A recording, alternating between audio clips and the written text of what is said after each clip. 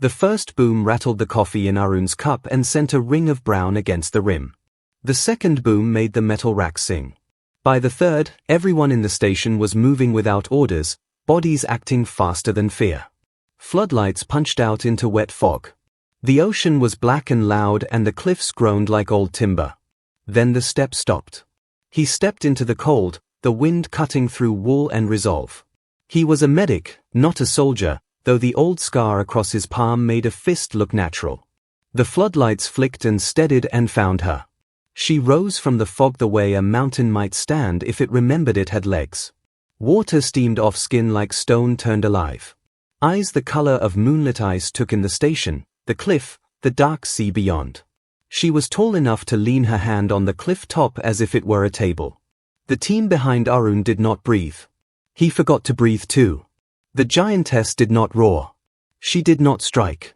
She put her free hand to her throat and made a sound like a bell dropped into deep water. Metal hummed in answer. The floodlights dimmed. The generator coughed. Warmth fell out of the air as if someone had opened a door to winter. It was not aggression. It felt like hunger with no food. "Do not shoot," Arun said, though no one had raised a gun. His voice surprised him by being steady. He took one step, then another, his boots scraping ice off the grating. He saw details now. The skin was not skin but a smooth web of small plates that fit like scales and flexed like cloth. Where the plates met, faint lines glowed pale blue, then faded. Her breathing was slow, too slow for a human, and every exhale tasted like frost. She leaned closer, casting a moving shadow over the whole yard. The wet wind turned. The bell sound came again, softer. A toolbox slid by Arun's boot, pulled by nothing he could see. He crouched and caught it. The cold in the air had a pattern. He could feel it on his teeth, a humming line that rose and fell like a timid wave. He had felt something like it once, as a boy sitting by a hospital machine that read his brother's heartbeat. Behind him, the commander whispered orders into a radio that only hissed back. Antennas drooped like tired grass. One by one, screens inside the station went to black. The world shrank to breath and wind and the space between Arun and the giant. She reached out with one finger, slow as respect. The nail was smooth and bright, wide as his chest. Arun's scalp prickled and his legs wanted to run. He made his choice. He held up his hand, the one with the old scar, palm out. He kept it simple. He let his breath match the gentle rise and fall of that cold hum as best he could. Her fingertip hovered above his palm. The air there went from winter to sharper winter. He felt the shape of the cold the way one feels a bass note, more in bone than ear. He matched it again with his breath. In and out. High and low. A child's game of echo. The world changed. Not in a blaze of light or a blast of sound, but in a lift, a release, like a knot loosening. The floodlights steadied. The wind backed off a step. The humming fell into place between them, no longer hunting a match. The giantess's eyes softened, if eyes that size can soften. She made a sound like the first chord of a song that had been around longer than storms. It did not last. Hunger is patient until it is not. The ground under Arun shivered. A hairline crack ran through the concrete yard among a scatter of bolts and frozen puddles. The cliff argued with itself. Rock dust fell in a white curtain. The giantess shifted her weight and the cliff gave a warning groan. Arun forgot the cold. He put his hand to her fingertip again, not thinking about reasoning with a mountain, not thinking about reason at all. He let the hum rise in his chest. He hummed back soft and sure. His voice shook, but he held the note. The crack paused like an animal sniffing air. "Stop," the commander shouted, but it sounded far away, like a voice down a long pipe. Arun was not trying to be brave. He was trying to keep a promise he had never made, to a creature he had met a minute ago, to a pattern that asked for a partner. The giantess lowered herself to one knee. The cliff edge crumbled under the sudden weight. Her hand that rested on rock slid. The world lurched. Concrete tipped. Air turned into motion. Arun's stomach rose into his throat. He was falling, and the giantess was falling with him, a slow-motion world-sized mistake. Her fingertip pressed harder into his palm, not crushing, but holding. A current went through him like cold lightning that did not burn. He saw, not with eyes, but with some sense that lives in the middle of the chest, a map of lines that ran from her hand into the cliff, into the sea, into the black bones of the station. It all wanted a key. It had waited for one. It asked him if he would be it. He could not answer with words. He answered with the breath he had left. He matched the note. The ground kept breaking. The sea drew in a lungful. Metal screamed. People shouted. The commander, the tech with the freckles, the cook who swore at the coffee machine every morning, they all became small voices in a loud place. Then the yard split open under Arun's boots. Air rushed up. Cold spray hit his face. The floodlights turned everything into a silver blur. He dropped, weightless for a blink. The giantess fell too, a vast shadow folding.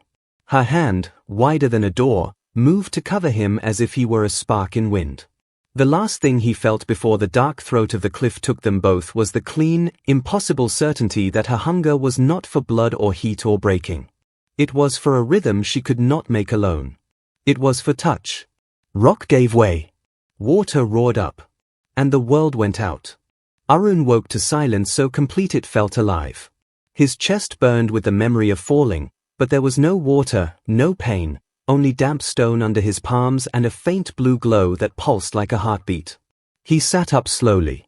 The air smelled of salt and old iron. Around him, the remnants of the station's lower decks lay crushed in patterns too clean to be chaos. Steel twisted, but neatly, as if something vast had tried to make order out of disaster. The glow came from her. The giantess. She was there, kneeling among the broken beams, her head bowed, her hands resting on her knees. Her chest rose and fell in slow motion, every breath sending ripples of cold mist across the cavern. Arun's mind wanted to call her monstrous, but the word didn't fit. She looked more lost than terrifying. When he tried to stand, pain shot through his ankle. He hissed, grabbing a pipe for balance. The sound drew her attention. Slowly, her head lifted. Her eyes opened. They were not empty this time. They held a question, simple, desperate, and wordless. Easy, Arun whispered. His voice echoed oddly, as if the air itself was listening. He pointed at his chest, then at her. Arun. The giantess blinked once. Her lips moved, but no sound came. Then a hum filled the cavern, low and trembling. It wasn't a voice, it was a vibration in the air, in his bones, in the metal around them. Machines hummed back, the broken generators, the twisted panels, all answering her like they remembered her song. Arun limped closer, curiosity stronger than fear. The hum grew louder, steadier. He noticed the walls now, covered in smooth grooves that shimmered faintly. Lines intersected in circular patterns, each point glowing in rhythm with her breathing. It looked like the cavern was alive, pulsing with her heartbeat. He found his satchel near a shattered console and pulled out his tablet. Miraculously, the screen lit up, though its signal meter blinked red. He started recording, switching to the thermal camera. What he saw chilled him. Her body emitted not heat, but the absence of it. A cold field radiated outward, pulling warmth from everything, except him. He was standing close enough to feel the air biting at his face, yet her chill stopped just short of his skin. She's draining energy, he murmured into the recorder. But not life. Only heat, light, power. Machines die around her, but she spares people. Why? The hum shifted, almost in reply. It climbed in pitch, stuttering like Morse code. Arun frowned. It wasn't random. It had rhythm, measured pauses, repeating tones. He adjusted the recorder to capture it. The pattern matched a heartbeat. Human, not alien.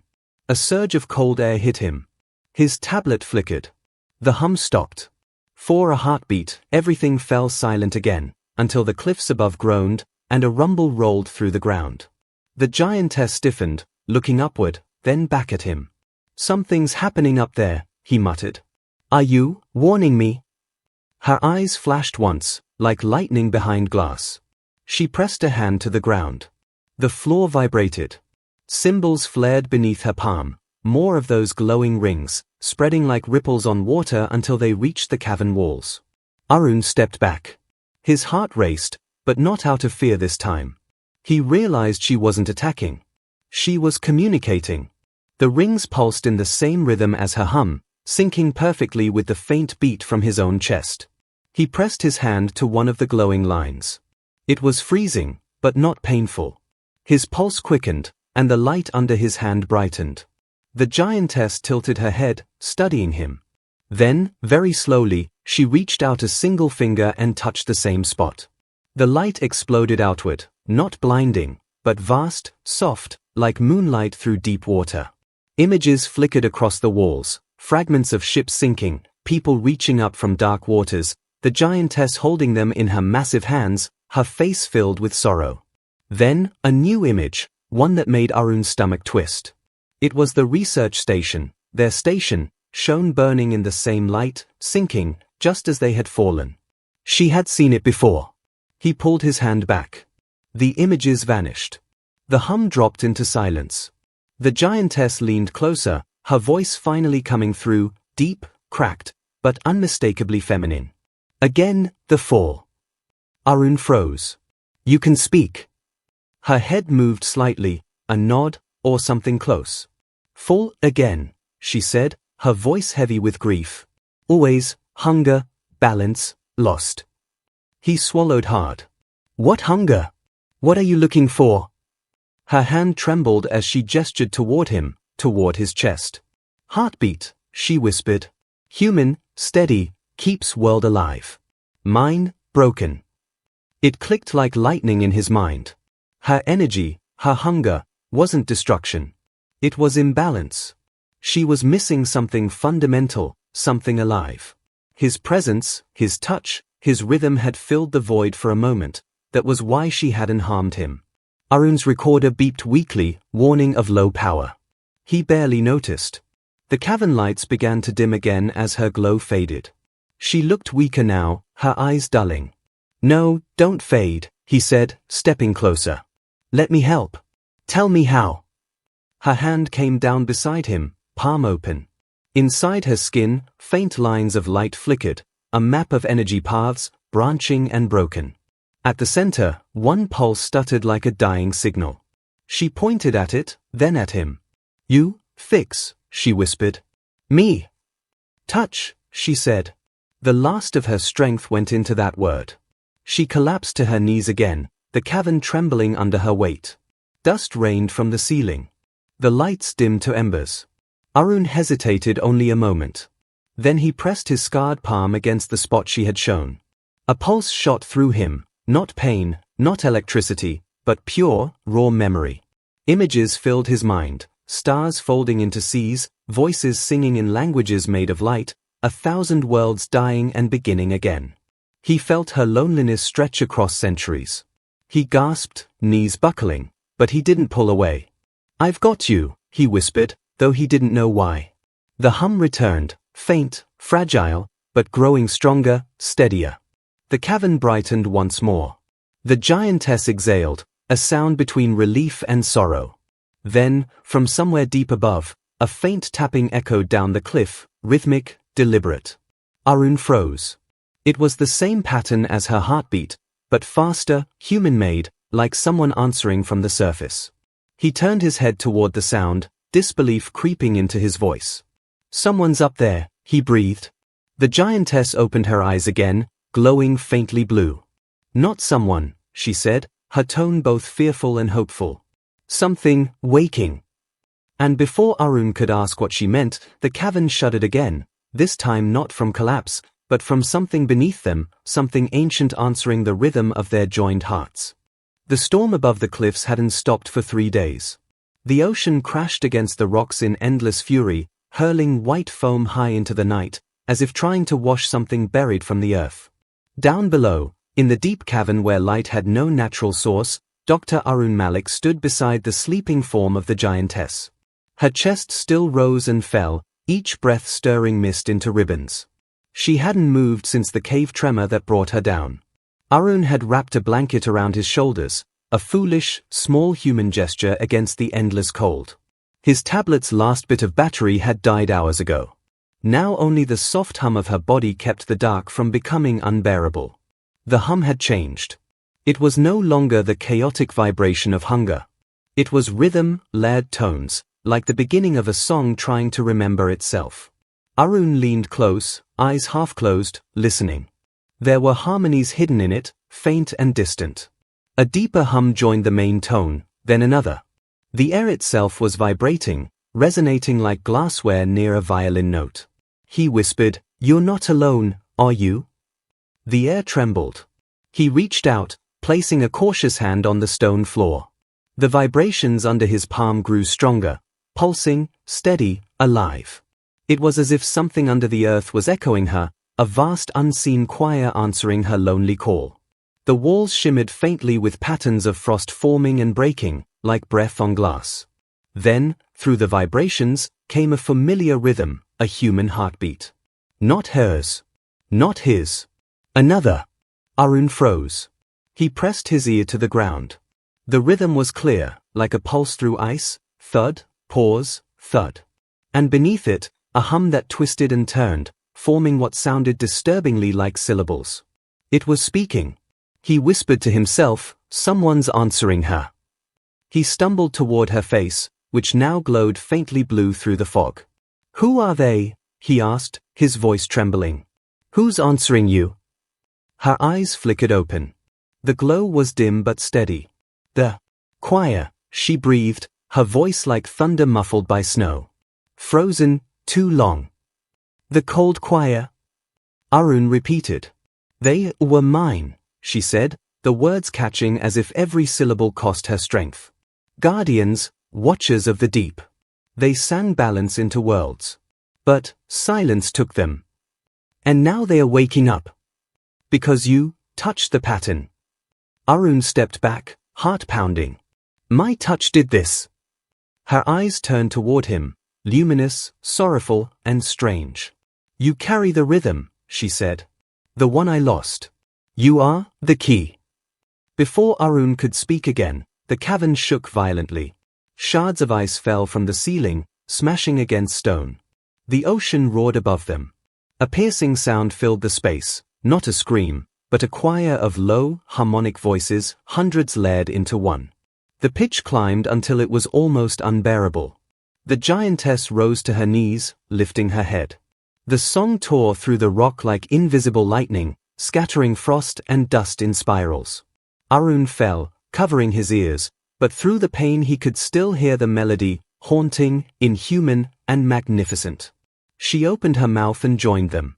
Her voice was deeper, slower, like the anchor of the song.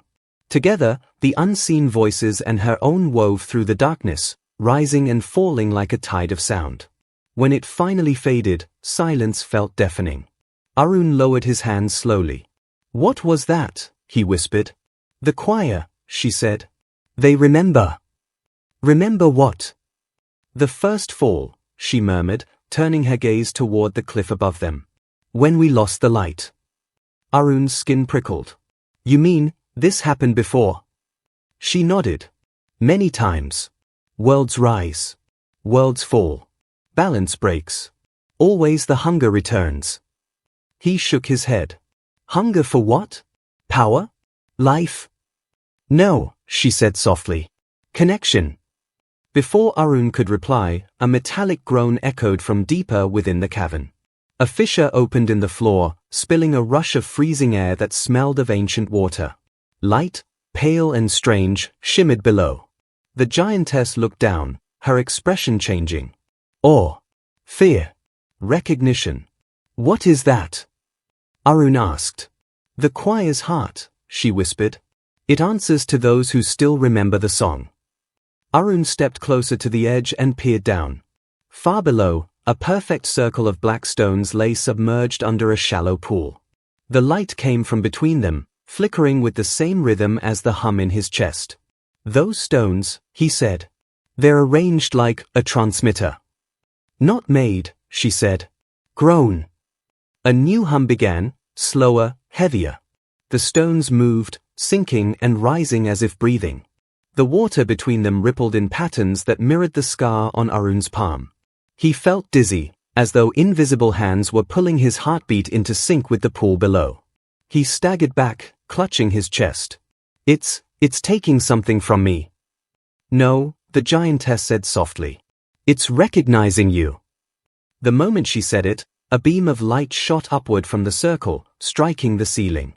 The entire cavern blazed in blue and silver. For an instant, Arun saw outlines in the glow, shapes moving beneath the water, enormous forms with eyes like frozen stars. Then the beam widened and shattered, sending shockwaves through the rock. Arun dropped to his knees. What did I just do? You opened the gate, she whispered. To where? She looked toward the sea, her expression unreadable. To them. Before he could ask, a voice, not hers, echoed through the cavern. It was layered, like dozens of beings speaking through one throat. The sound vibrated through bone and thought alike. Balance, restored. But incomplete. Arun's blood ran cold. He turned toward the source, but the voice came from everywhere. What do you mean incomplete? He shouted. The voice grew louder. The key is human. The vessel is broken. The choir must rise again. The giantess flinched, pressing a hand to her chest. Light cracked through her skin, spilling along the seams of her body like lightning through marble. Stop! Arun shouted. You're hurting her. The harmony must hold, the voice intoned. One must guide. One must bear. Her gaze found Arun's again, calm, resigned, almost tender. They call me back, she said. But not without you. What? Her massive hand reached for him, palm open. Sing, Arun, she said softly. You carry the rhythm. Give it to me before they tear me apart. The light within her flared violently.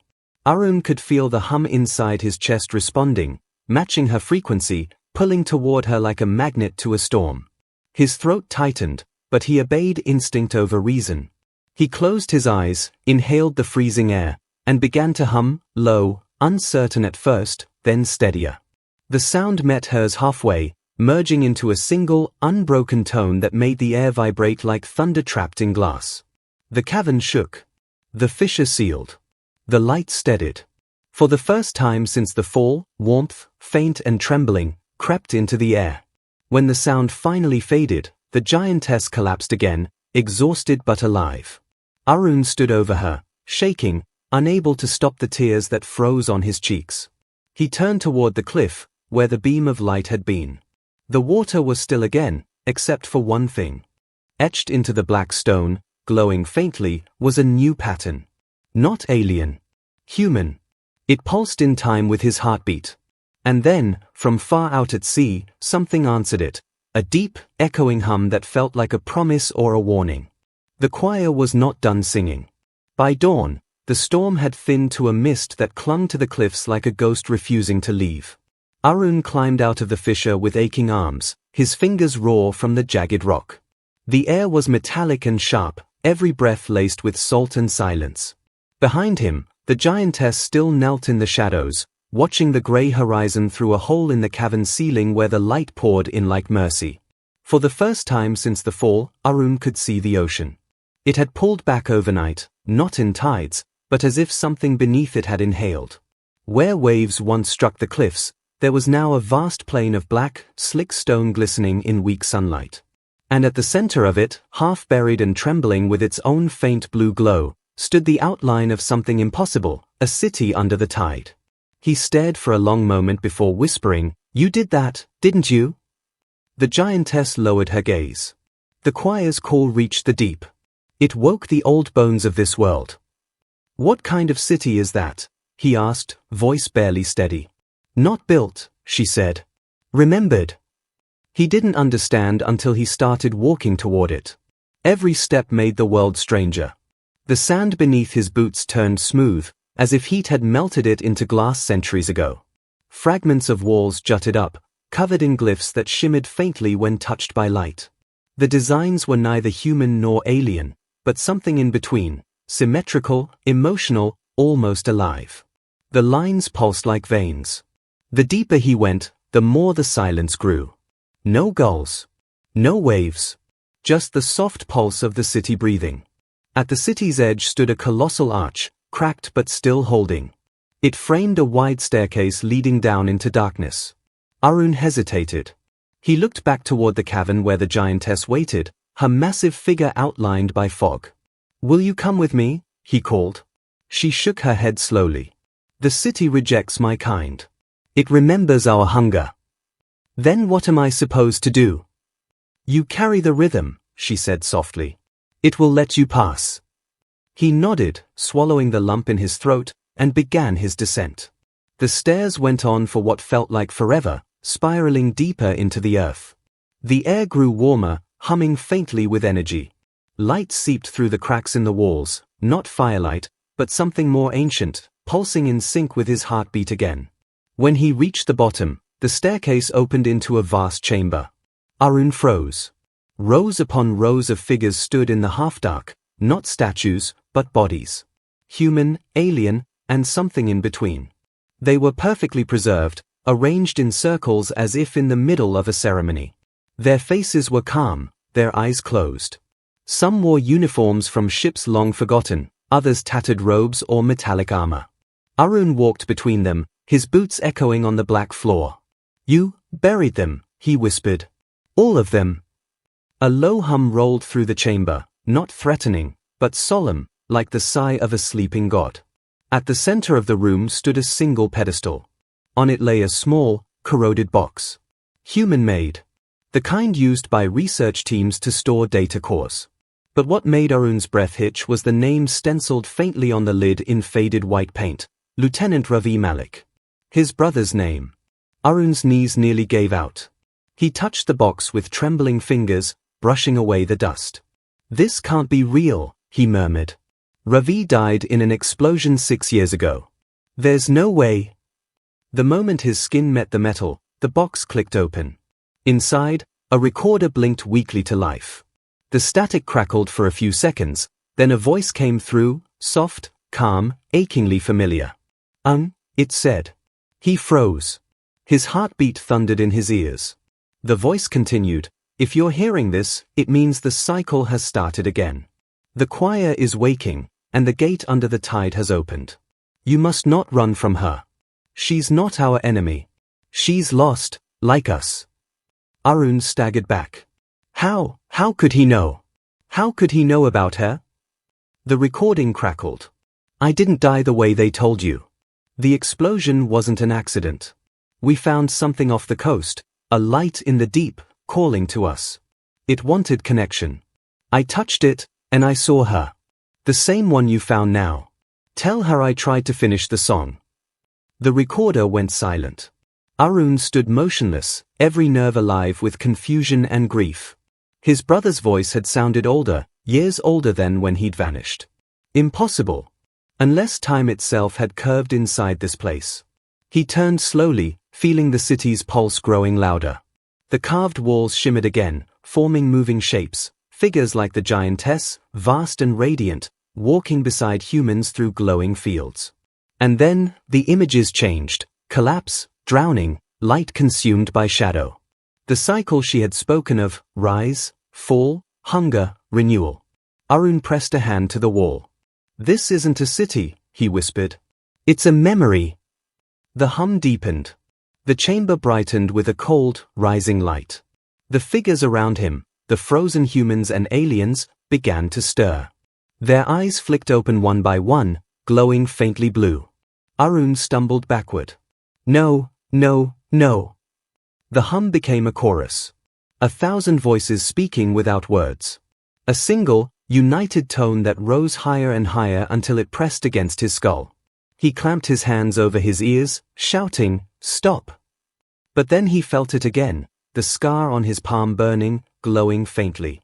The light spread from his hand into the floor, cutting through the sound like a blade.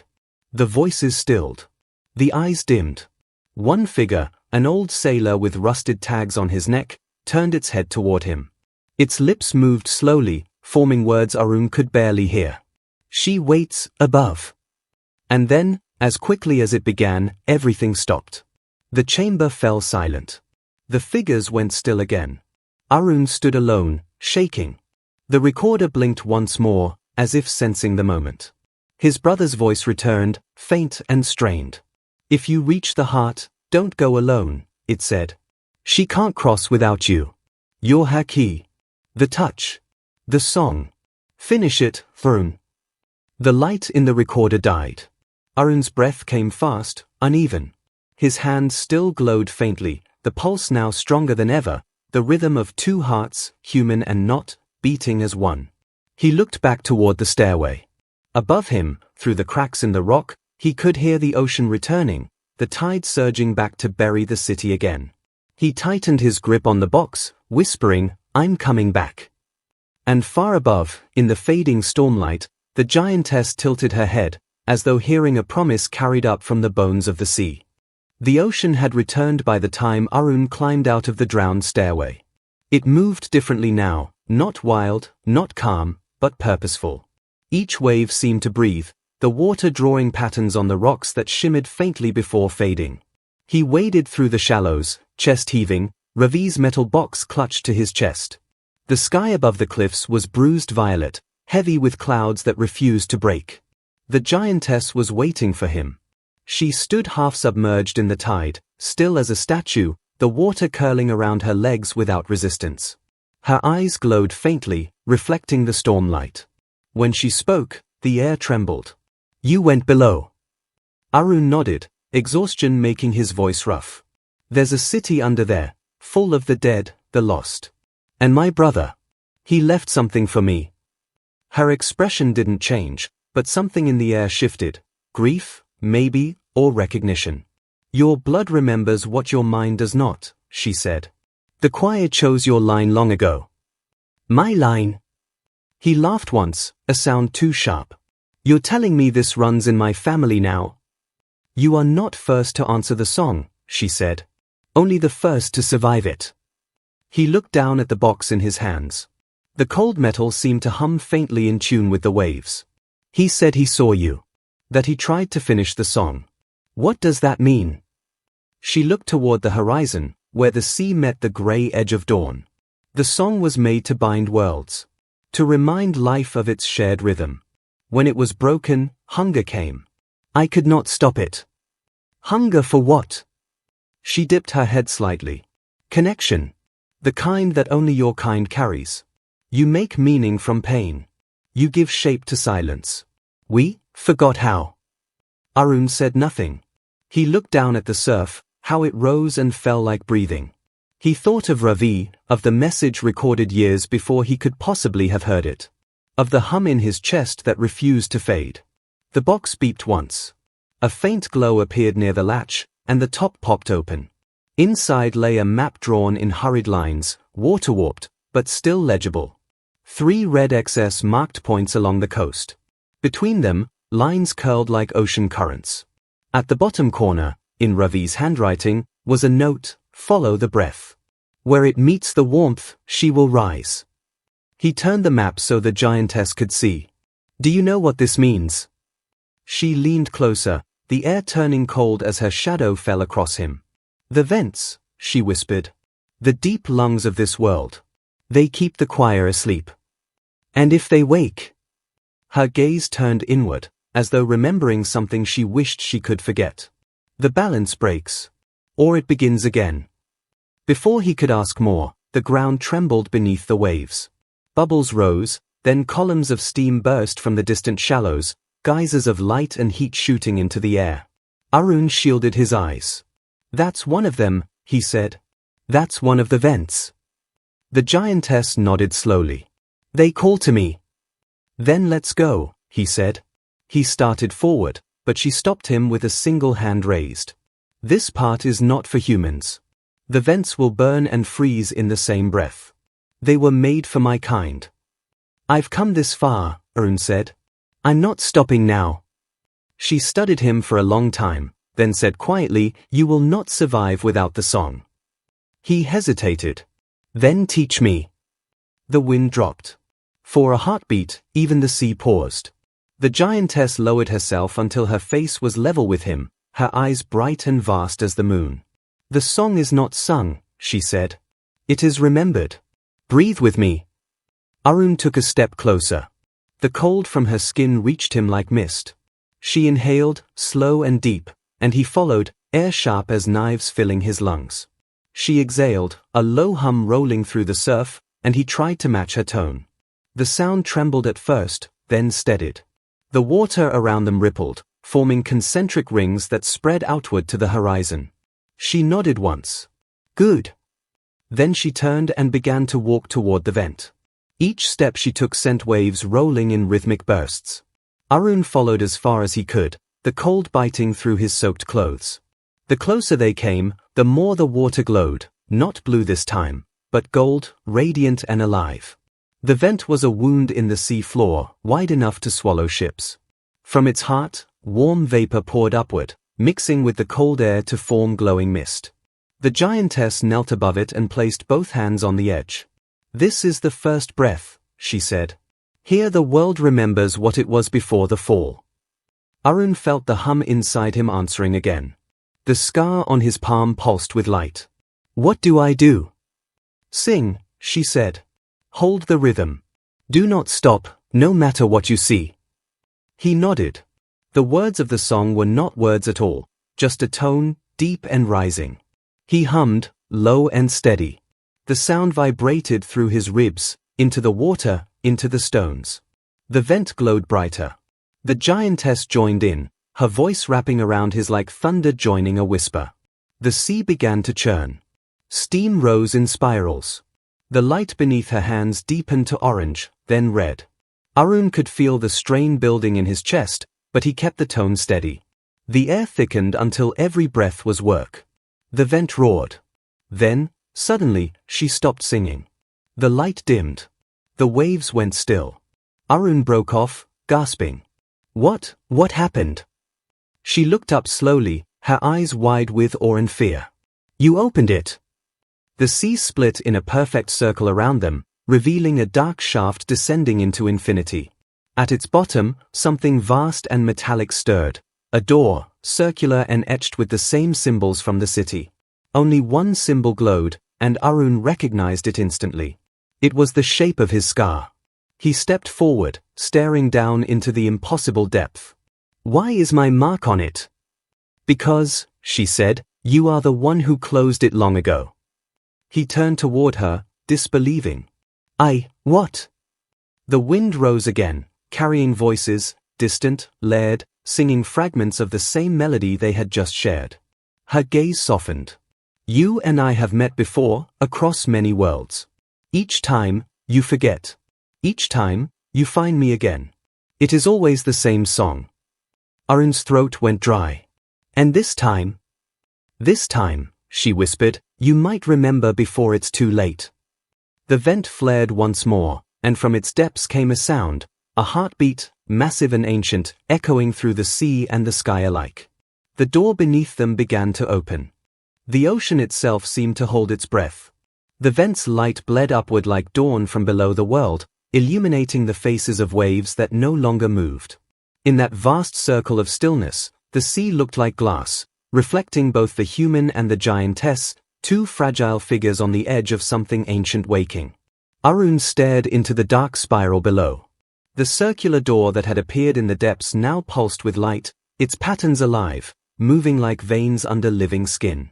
The center glowed with his mark, the same spiral scar on his palm, now burning through his flesh as though recognizing its origin.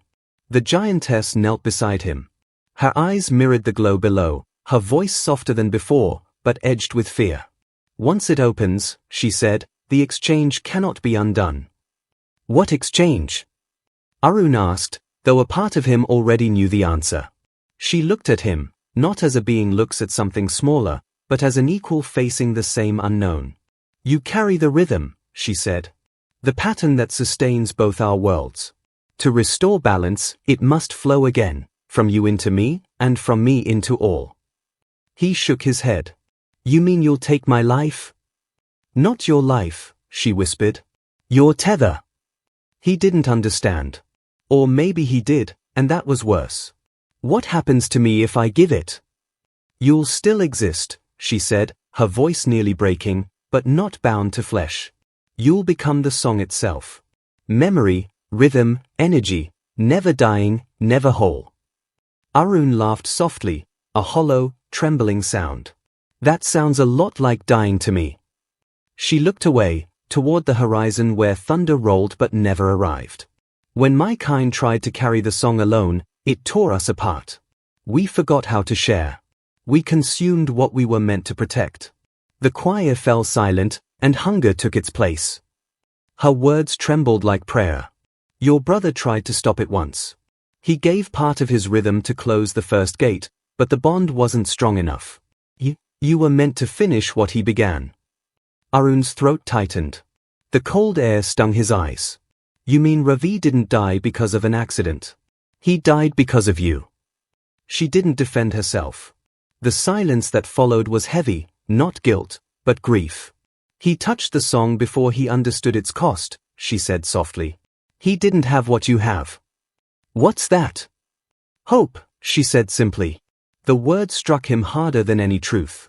Below them, the light deepened, swirling faster, forming concentric circles that pulsed in time with Arun's heartbeat. The hum returned, the same ancient melody, now faster, urgent. The giantess rose to her full height, towering but trembling. Cracks of light ran across her skin, the energy within her surging and fracturing. It's starting, she said. The heart of the choir is waking. It's calling for balance. If we don't act, the hunger will consume everything, sea, sky, even memory. Arun looked up at her, voice steady despite the fear crawling up his spine. Tell me what to do. Stand in the center, she said, pointing to the glowing circle of water. Place your hand over the mark. The door will know you. He stepped into the shallows. The water was neither warm nor cold, it was alive, humming beneath his boots like a pulse through stone. The scar on his palm burned brighter as he knelt and pressed it against the glowing mark. Instantly, the ocean reacted. The light surged upward, engulfing them both in golden haze. Waves froze mid-crest. The air shimmered like heat, though it was cold as the void. He gasped. It's inside me. The giantess reached forward, pressing her fingertip gently to his chest. Let it flow, she said. Don't fight it. It's memory. It's song. Arun's breath hitched. His mind filled with visions, impossible, kaleidoscopic flashes of lives not his own. Planets wrapped in water and light. Cities breathing beneath oceans. Giants standing at the edge of creation, humming the universe into balance. And through all of it, humans, fragile but unbroken, standing beside them, offering rhythm where silence had grown. He saw Ravi, smiling through the shimmer, his hand pressed to the same mark. You're almost there, his brother said, the words more vibration than sound. Finish it this time. Arun screamed, but not in pain, in release. The energy burst through him like a tidal wave. His pulse no longer felt like his own. His veins sang. The giantess staggered, light spilling from the cracks along her arms and chest. The water rose around her, wrapping her form in spirals of molten gold. Her voice broke into song again, the same deep note, now layered with his. Their two rhythms met, merged, and became one vibration that shook the sky itself. The clouds split open. Lightning arched upward, not downward. The storm reversed its breath. The commander's voice echoed faintly through the comms still clipped to Arun's jacket, a voice from a world that no longer felt real. Malik! Do you copy? The waves, they are parting. What the hell is happening out there? Arun couldn't answer. The sound had taken everything. He was no longer speaking, he was resonating. The giantess bent down, her enormous hand trembling as it reached for him. The balance holds, she said, voice filled with both awe and sadness. But it needs an anchor. You mean me, he said. You were always the anchor, she replied. The water rose higher, encircling them in a sphere of light. Inside it, time slowed, seconds stretching into eternities. Arun felt weightless, caught between drowning and flying. She pressed her hand to the center of his chest. The heat was blinding, but he didn't flinch. Your touch carries what my kind lost, she said. Compassion. It's the magic your brother called rhythm. It's what makes you human. And if I give it to you? Her eyes softened, glowing brighter than the sun behind clouds. Then both our worlds live. And you become the bridge. He looked down at his hand, the scar now a burning spiral of light, and then back at her. Do it.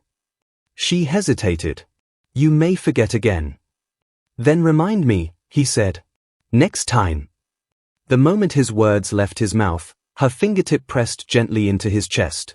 Light exploded outward, white, blue, gold, so bright it erased the horizon. The storm fell silent. The world stopped. And then came the sound, one long, perfect note that rang through the ocean, through the earth, through every living thing. It was neither human nor alien. It was both. When the light finally faded, the sea was calm. The vent was gone. The sky was clear for the first time in weeks. The giantess stood alone, her skin now smooth and unbroken, her glow steady. She looked down at her hand, where a faint human heartbeat pulsed beneath the surface. In the wind, a whisper remained, soft, steady, unmistakably human. I'm still here. The exchange was complete.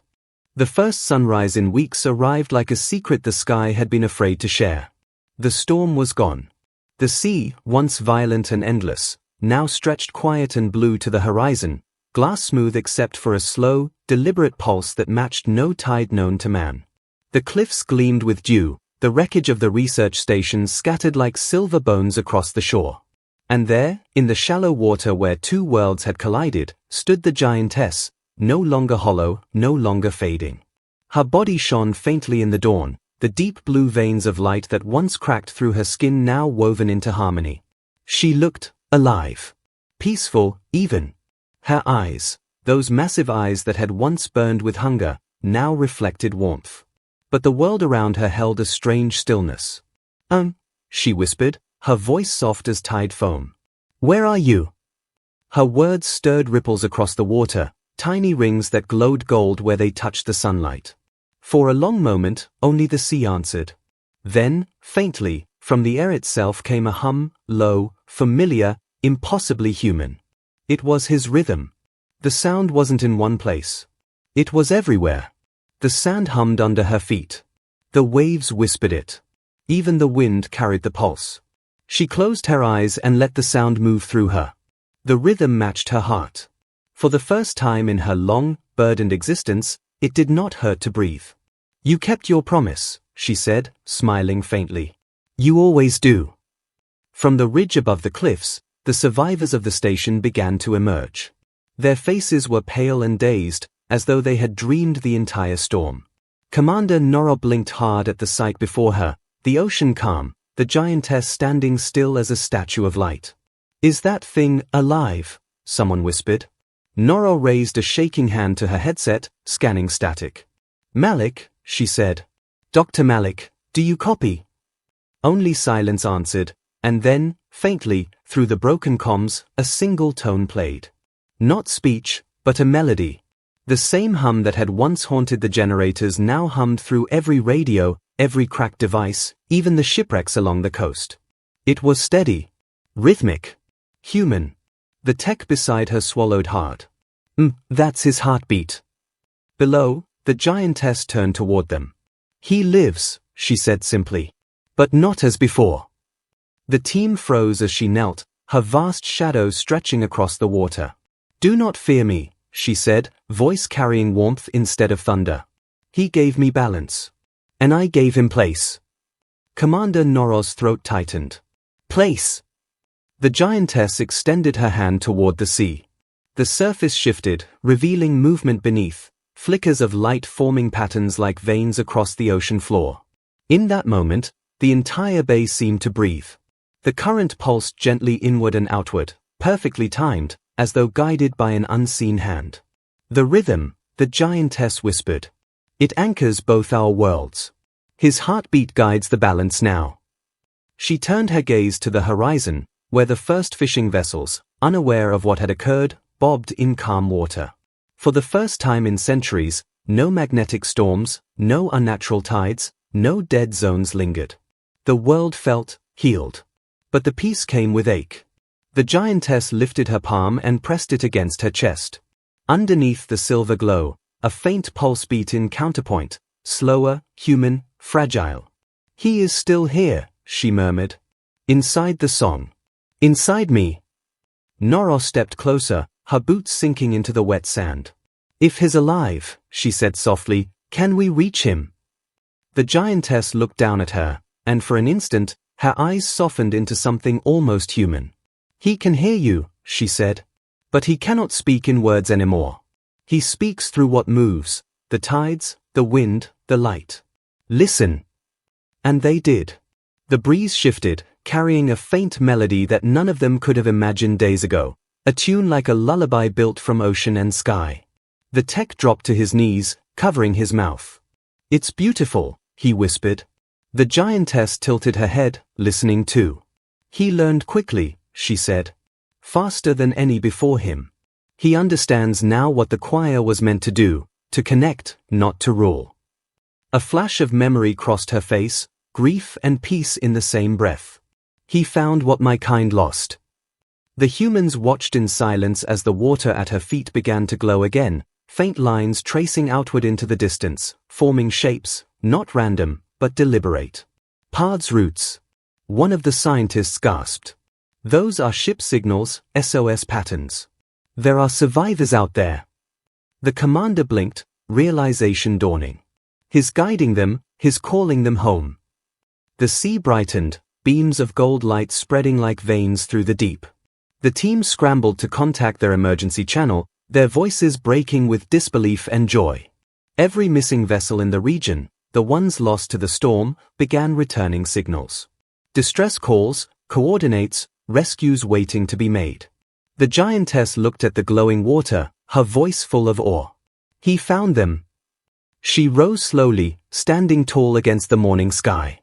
"He was never meant to end," she said softly. "Only to change."